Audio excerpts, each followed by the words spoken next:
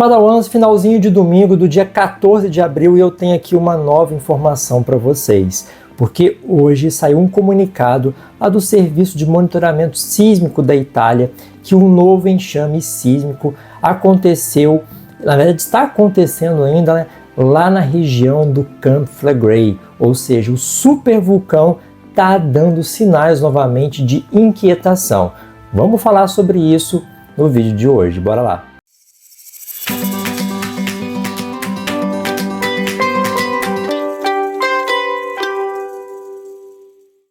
Padawans, estou aqui no site do INGV Terremote, né, que é o sistema, o serviço de monitoramento sísmico ali da Itália. Provavelmente eu falei terremote errado, porque eu não falo italiano, né, mas enfim, só para vocês saberem qual o site que é. Eu vou até deixar o link também para que vocês consigam ali acessar também essas informações. E olha só, dia 14 de abril saiu essa notícia aqui, eu traduzi, né, usando o recurso aqui do Google Chrome.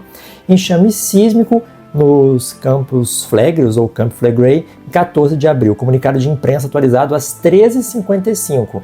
Então, essa é a situação dos terremotos ali, atingindo a região próximo de Pozzuoli, tá? Ali próximo de Nápoles, aquela região toda, próximo inclusive do Vesúvio, famoso vulcão aí. Bom, esses pontinhos amarelos que vocês estão vendo são as redes de monitoramento deles lá, tá? A cor indica a hora em que o evento aconteceu, tá bom? E o tamanho das bolinhas, a magnitude do evento, né? 3, 2, 1. Então vamos para a notícia aqui embaixo, ó. Desde as 9h35, hora local do dia 14, um enxame de terremotos está em andamento na área de Camp Flegrei. A data de emissão desse comunicado, 13h55, né? Foi no comecinho da tarde, já tinham sido detectados preliminarmente 75 sismos de magnitude aí superior a zero, obviamente, né? Chegando a uma magnitude máxima de 3,7. E essa aqui é a lista atualizada, né? Com os eventos mais significativos, beleza? Então, olha só a quantidade de terremotos um pouco mais fortes, né? Acima de 1 de magnitude. Chegando aqui, ó, 3,7 aconteceu, uma profundidade de 2 km. Notem que esses sismos aqui, todos eles, têm a profundidade muito rasa. Assim, menor que 5 km, na verdade menor que 3 km. Alguns chegando aí a menos de 1 km, como esse caso do sismo 10 aqui, ó, de 2,1. As pessoas sentiram esses eventos, porque um sismo de 3 você já consegue sentir, se for rasinho como esse, já consegue sentir na superfície.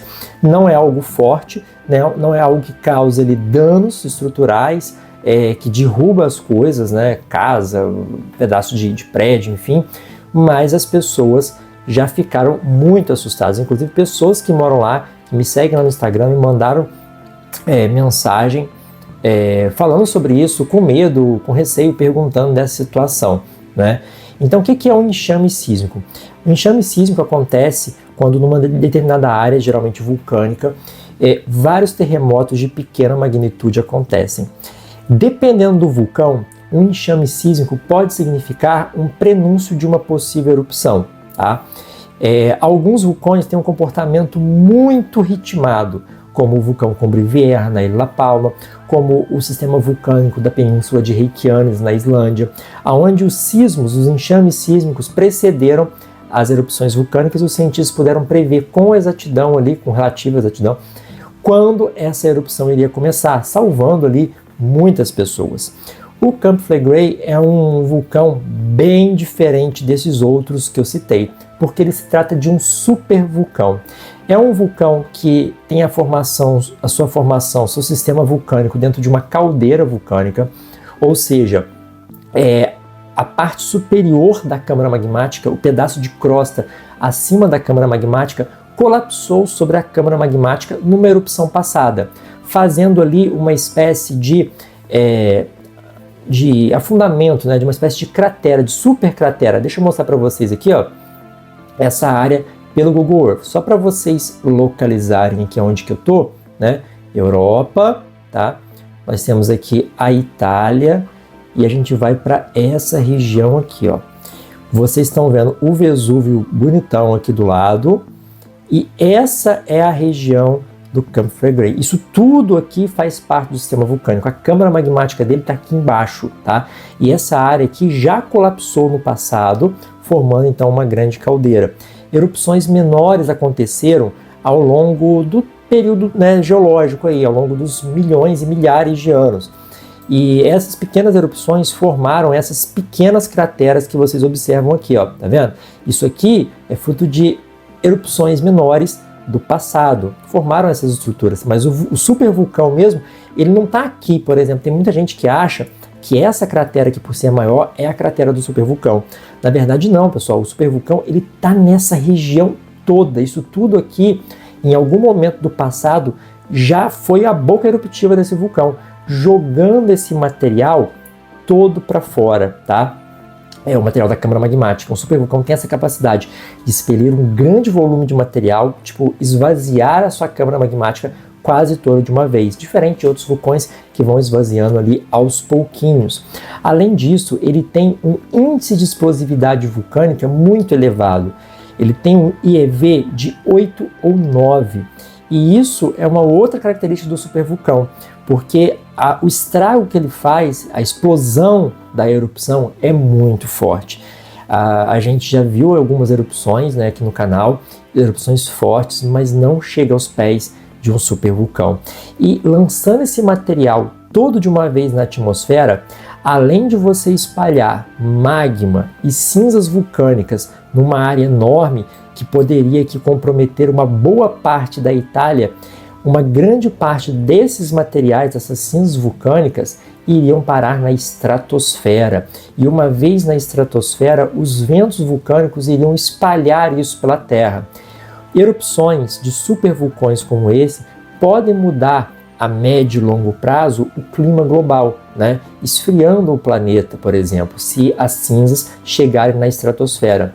Os vulcões, eles podem ter um efeito de aquecimento ou de resfriamento global. Tudo depende da natureza do material ejetado. Se, por exemplo, forem mais gases do efeito estufa, como dióxido de carbono, como dióxido de enxofre, né? Se isso for expelido na troposfera, você tem um aquecimento da atmosfera, né? Agora, se você expele cinzas vulcânicas, né, particulados, aerossóis e tal, para a estratosfera, você já tem o processo de resfriamento global. E os vulcões, né, como eu sempre falo para vocês, todos os dias a gente tem cerca ali de 30 a 50 vulcões ativos, né, jogando esses materiais para a atmosfera. E isso está dentro do ciclo natural do planeta, né, do ciclo climático do planeta. A própria Terra, através de diferentes sistemas, que é o ciclo do carbono, consegue guardar novamente esse material. Então, a taxa de carbono na atmosfera com as emissões dos vulcões, ela se mantém estável. Então vamos imaginar que os seres humanos não estivessem na Terra, né? Essa taxa de carbono na atmosfera não estaria subindo atualmente por causa dos vulcões, porque já faz alguns milênios que a taxa de erupção vulcânica, a quantidade de vulcões, a força dessas explosões se mantém mais ou menos estável, num nível em que essas taxas na atmosfera se mantêm ali estáveis. Quando a gente começou a retirar esse carbono lá do fundo da crosta terrestre, né, das reservas ali de petróleo, de carvão, de gás natural, era um carbono que já não estava presente no ciclo do carbono, né, nesse ciclo externo do carbono, é um carbono que já estava guardado ali pelas próprias ações geológicas de formação de combustíveis fósseis, né, de petróleo, carvão. E aí a gente pega esse carbono e libera para a atmosfera, então a gente coloca no sistema um carbono que estava fora do sistema, tá?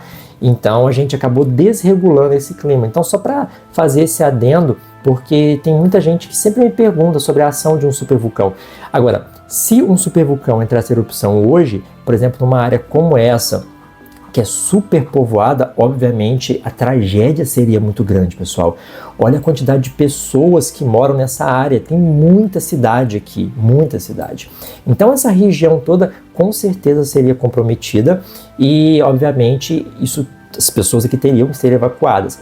Vale destacar que Campo Flegrei está com esse tipo de atividade desde o ano passado. E ele tem períodos ali que a gente chama de bradisismo, né? Que é um processo de subida e descida do solo. É como se o vulcão respirasse, é como se fosse isso, né? Ora o solo vai inflar, ora o solo vai desinchar ali. E isso é até notado em monumentos históricos da Itália. Eu já mostrei isso para vocês em outros vídeos. Quem me acompanha aqui sabe do que eu estou falando. Se você perdeu esses vídeos, né, é só digitar assim, Campo Flegrei, Leandro Ribeiro, aqui na guia de buscas do YouTube, que você acha facilmente todos os vídeos que eu já fiz sobre o Campo Flegrei. Então, esse tipo de enxame já aconteceu ano passado. Por enquanto, os cientistas não deram um alerta mais intenso, ou seja, por enquanto está tudo ok, mas obviamente sinalzinho ali de exclamação, né? Um sinalzinho amarelo, porque todo enxame sísmico os cientistas precisam ficar de olho, mas até o momento a gente não aí tem uma certeza de que uma erupção vá realmente acontecer. Como os próprios cientistas lá da Itália disseram, é muito difícil prever o comportamento desse vulcão.